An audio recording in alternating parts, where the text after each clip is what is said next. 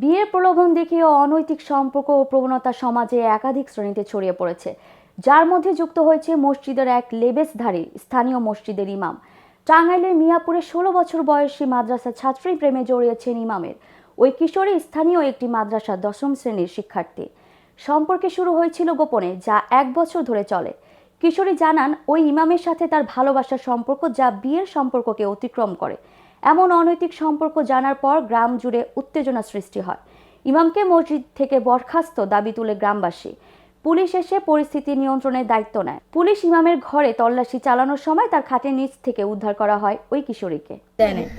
না দেওয়ার কারণে লাস্ট মুহূর্তে হে যখন গেট খুললো না, তখনকার তারাই যাহেরা সবাই যাহেরা গেট করে ব্যাকে রেডি করে বাই করতে গিয়ে আমার খাটের তলে দেখে। এটা আসলে সবকিছু মিথ্যা, এগুলো সাজানো একটা নাটক।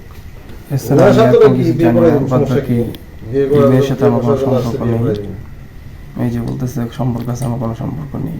কিন্তু আমার রুম খোলা ছিল, আমি বাথরুমে গেছিলাম, এরপর কখন কোন সময় ঢুকছে এগুলো আমি কিছু জানি।